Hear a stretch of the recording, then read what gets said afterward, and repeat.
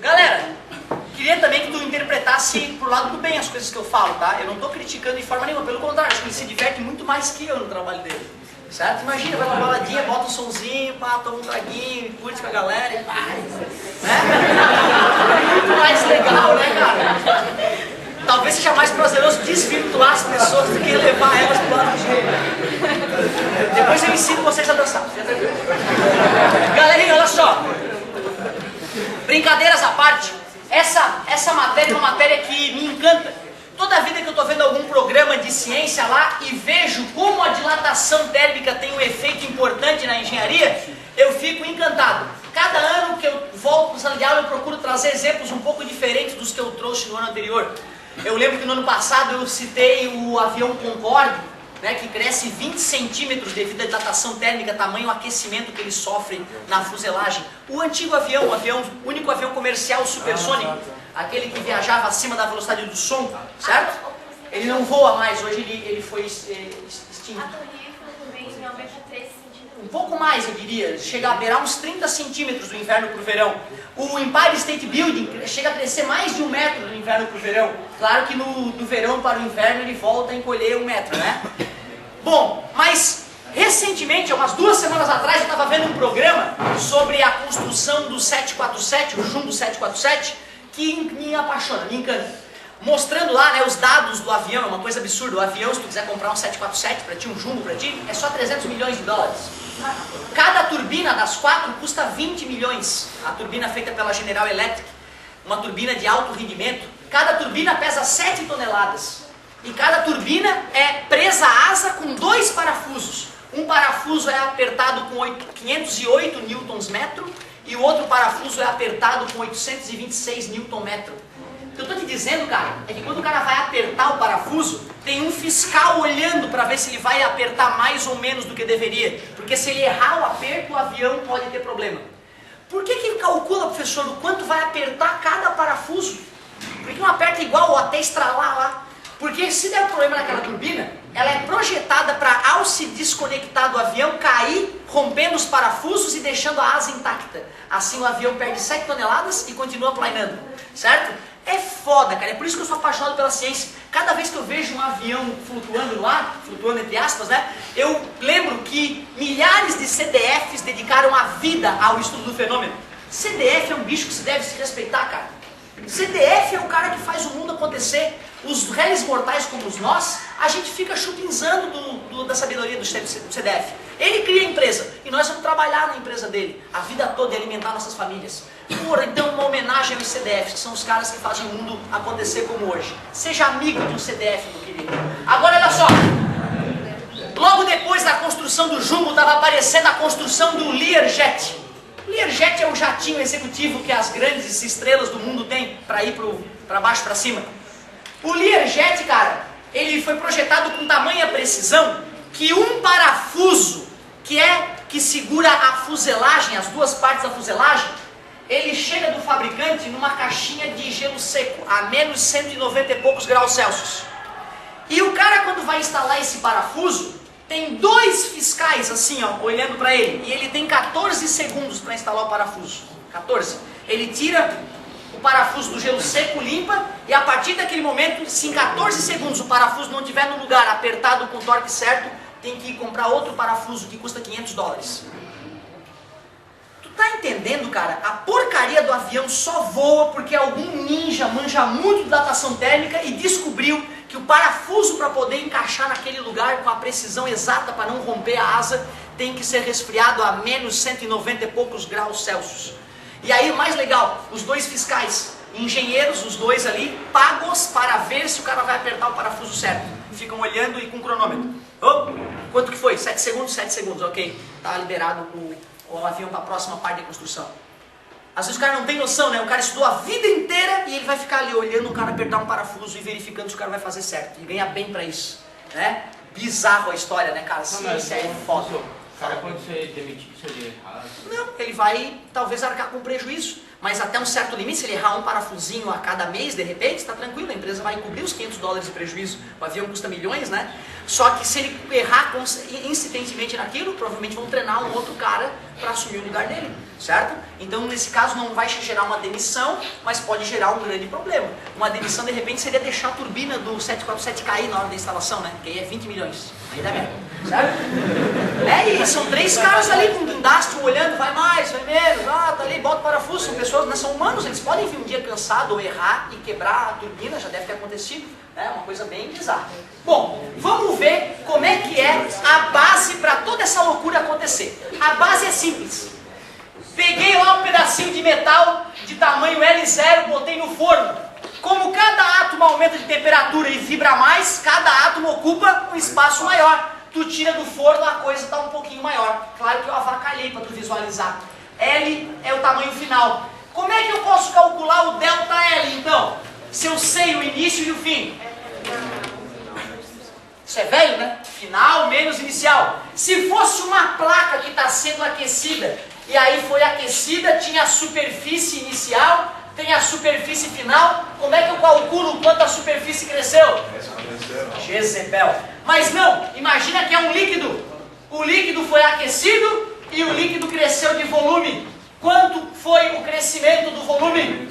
Final menos inicial. Claro que não foi para isso que eu vim aqui hoje. Para te ensinar que para calcular uma variação é final menos inicial. Isso é muito velho. O objetivo é a gente descobrir fórmulas matemáticas para calcular a dilatação antes de que ela ocorra. A gente calcula e já sabe, vai dilatar tanto, vai matar alguém, vai explodir alguma coisa? Então tá, agora esquenta. O objetivo é esse. E nós já vimos que o quanto o material dilata depende do tamanho do corpo, não depende?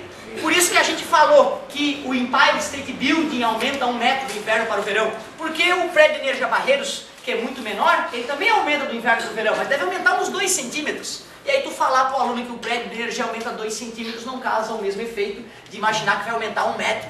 É o Empire State Building, um dos maiores do mundo, né? Causa um impacto maior. Mas é bobagem, qualquer coisa cresce quando for aquecida, certo? Exceto naquela história da água, dilatação anômala da água, né? Tem uma faixa de temperatura que não é respeitado isso. Fala, amigo. Professor, até quando tá no verão, às vezes o dedo fica maior, né? Cara, você já percebeu que só de tu estar muito tempo com o braço para baixo num show, no final da noite tu vai ver, todos os teus dedos estão inchados. Tu ficou o tempo inteiro com o braço para baixo, certo? A circulação é toda sendo pressionada lá para baixo, então talvez a própria pressão arterial mude mais a espessura dos dedos do que o frio. Porém, no inverno, todos os teus vasos capilares estão um pouco mais contraídos, né? Então, de certa forma, o corpo inteiro tem uma pequena dimensão do inverno para o verão. Com certeza. E se também a tua aliança sofre influência, talvez maior do que tu ainda, a própria aliança dilate e contrai. Galera, olha só. Uma coisa importante, se eu quiser calcular uma dilatação linear, claro que essa dilatação linear vai depender do comprimento inicial do corpo. Afinal, um corpo pequeno tem poucos átomos e como cada átomo dilata um pouquinho, a dilatação global é pequena. Um corpo que é feito de muitos átomos, cada átomo dilata um pouquinho e como tem muitos átomos, o efeito global é maior. Então a dilatação superficial é como mesmo? ΔS vai depender do quê? S0 faz sentido. ΔV, V0. Muito obrigado. Nós sabemos intuitivamente que o tamanho inicial do corpo interfere na dilatação. Mas, se eu esquentar 1 grau e esquentar 100 graus, é a mesma coisa? Não, quanto mais eu esquento, mais dilata. Então o ΔT, que é a variação de temperatura, tem que estar presente na fórmula. E será que dilatar ouro e bosta de vaca é a mesma coisa? Não. Cada material tem a sua característica, que a gente representa pelo coeficiente de dilatação. No caso do linear, o alfa, coeficiente de dilatação linear, alfa, beta, que é a segunda letra do alfabeto, gama, a terceira letra do alfabeto grego, alfa, beta e gama.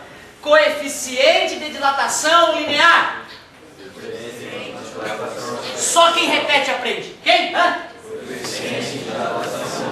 Muito obrigado, meus amores, muito obrigado. Tu imagina, se tu não sabe o nomezinho, perde a chance, porque tu imagina, o coeficiente de dilatação linear, quem é mesmo o coeficiente de dilatação linear? Os caras não sabem que é o alfa, né? Acabou o exercício do cara. Então o mínimo é a letrinha. Vocês concordam que as fórmulas ficaram idênticas? São idênticas as fórmulas, cara. Isso aqui já fazia parte de nossas vidas há tempo. Uma coisa que a apostila faz que eu não gosto, a apostila ela dá uma modificada na fórmula. Eu não gosto disso.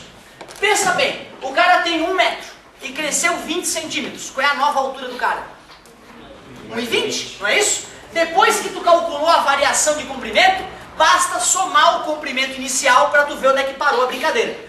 A apostila ela já prepara uma fórmula para tu achar o comprimento final. Eu não gosto. O que é delta L? L menos L0, muito obrigado. Final menos inicial. Menos passa para o outro lado, mais. E já que tem L0 nos dois termos, eu posso colocar em evidência. Fica assim a fórmula, ó.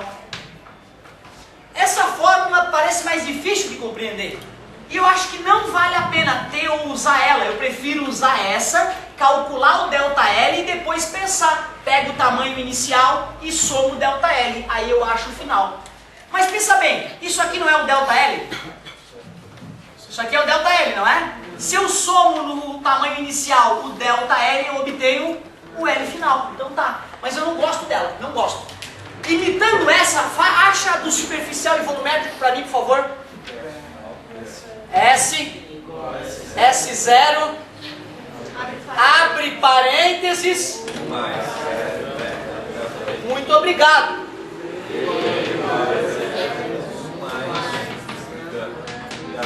Muito obrigado. Então eu não gosto delas, não gosto. Se tu quiser usar é direito teu. Eu gosto é dessas, parece bem mais prático. E depois tu soma a dilatação no inicial e mata a charada. E não se esqueçam, quando os caras fornecem o coeficiente de dilatação, qual o coeficiente de dilatação eles fornecem pra gente? Sempre o alfa. O cara não vai te fornecer o beta e o gama, bobão. E aí, tu é que tem que calcular o beta e o gama. Como é que é a relação entre alfa, beta e gama? Porra, que bonito! O beta é exatamente igual ou aproximadamente? Que legal! Aproximadamente o dobro do alfa e o gama aproximadamente igual ao triplo do alfa. Às vezes o aluno fica preocupado com aproximadamente. Professor, quando que é aproximadamente? Relaxa. Sempre que tu for fazer conta, tu pode usar aquele valor como se fosse igual.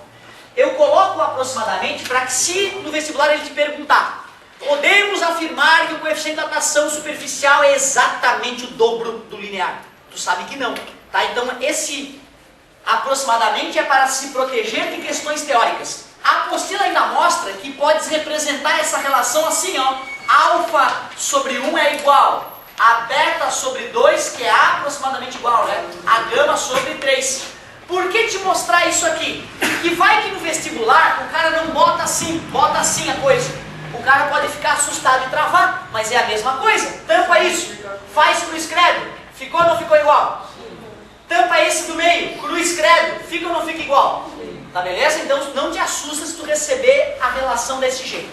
Um exemplozinho para mostrar que não tem grandes dificuldades, com licença amigo. Lá na página 110... eu fiz na outra sala o exercício 5, página 110, exercício 5. Vamos ver como é que fica essa história. Uma barra de metal mede 50 metros. Que informação é essa? L0, muito obrigado. L0, 50 metros. A temperatura é de 20 graus. T, né? T0, 20 graus Celsius. Legal. Na temperatura de 120, nova temperatura, 120 graus Celsius. Ela mede 50,3. L final, 50,3 metros. Qual é o coeficiente de dilatação linear do metal? Isso, vamos só para questões organizacionais, vamos copiar a formuleta clássica, que é delta L, já que é uma dilatação linear. 0,3. Ó, na outra sala, eu fiz com bastante calma. Fui ali no cantinho e fiz o seguinte, ó, ΔL é L menos L0. ΔL é igual 50,3 menos 50. Portanto, ΔL é 0,3 metros. Se for uma questão discursiva, tu tem que fazer isso. Mas se for um ABCDE ou um somatório, tu vai fazer de cabeça esse tipo de conta, é claro. Então eu já sei o ΔL, 0,3. O L0, 50. O alfa, não sei, vou deixar alfa. Vezes ΔT. É, né, cara? De qualquer maneira, tu sabe que eu tenho problemas, fui maltratado quando era novinho. Então vai ficar 120 menos 20, ΔT igual a 100. Repito, se não for discursiva, tu pode fazer 100 menos 120 menos 20 de cabeça. Esse 50 com 100, então multiplicando, passa, vai ficar 0,3 dividido por 5.000. Eu acho que a melhor maneira de calcular isso é fazendo com potência de 10. Escreve no lugar do 0,3, 3 vezes 10 na menos 1. Escreve no lugar do 5.000, 5 vezes 10 na 3. Divide 3 por 5 e depois trabalha as potências. Porém, eu percebo que muitos colegas estão com dificuldade em dividir, o que me apavora e irrita profundamente. Portanto, eu vou fazer a divisão. 0,3 dividido por 5.000. Amigo, tu não tem o direito de achar difícil isso, porque não é. Iguala as casas, elimina a vírgula. Como é que isso pode ser difícil? Né? É porque as pessoas têm preconceito, têm medo e desde novinhos fogem da divisão com vírgula. Quando passam fazendo isso anos e anos, depois de anos tu está travado com o negócio. Mas se tu perder uma tarde exercitando, tu te cura de todo o mal. 3 dividido por 50.000 não dá. 0, não dá. 0, não dá. 0, não dá. 0, 30.000 por 50.000 não dá. 0, agora dá. 300.000 dá para dividir por 50.000. 6 vezes 0 lá, dá exatamente 300.000. Eu sei que multiplicar é bom. Sobrou 0. E aí a resposta ficou alfa igual 0,1, 2, 3, 4. 1, 2, 3, 4. É bonito responder assim?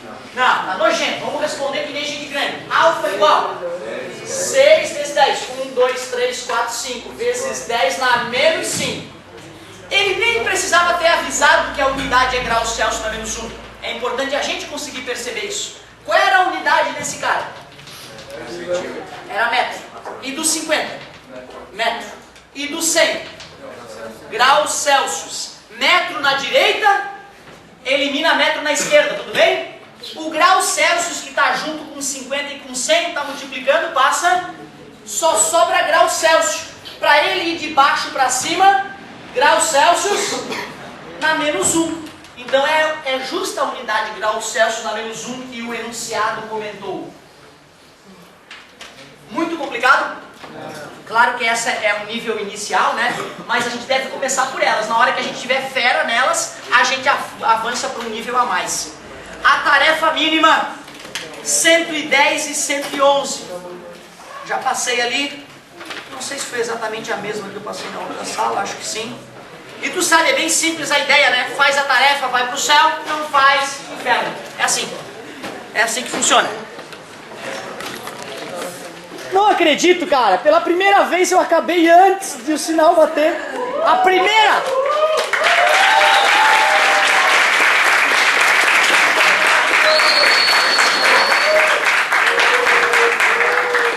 Obrigado. Estou muito emocionado. Vou até te brindar com algo a mais que não aconteceu ali do lado. Claro que vai acontecer depois com calma, mas só por curiosidade, um exemplo bem legal da dilatação térmica. Lembra a geladeira ligando e desligando? A geladeira só liga e desliga o tempo inteiro porque dentro dela tem um dispositivo chamado lâmina bimetálica. Olha o nome da lâmina. Bimetálica porque ela é feita de 2 tipos de metal.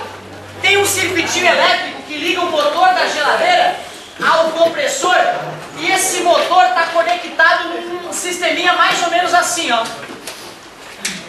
Para poder ir energia para o motor, essa lâmina tem que encostar ali.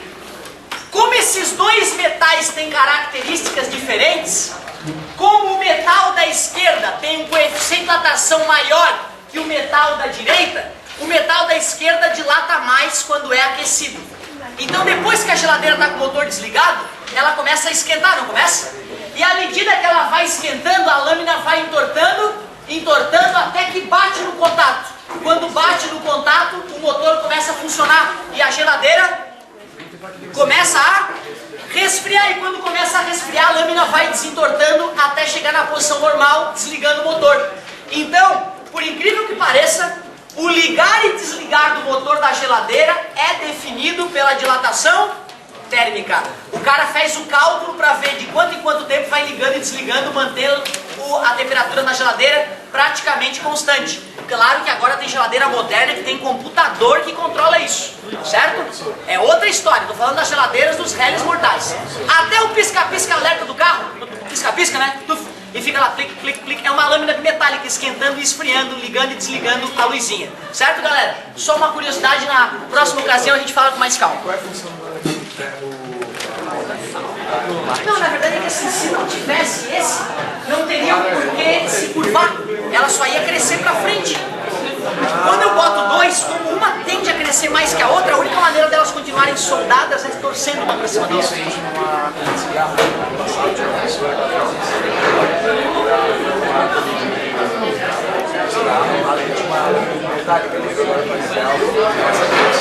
Vai e torce, legal, cara. É bem isso mesmo, esse é o objetivo. Fala, amigo. Lâmina bimetálica.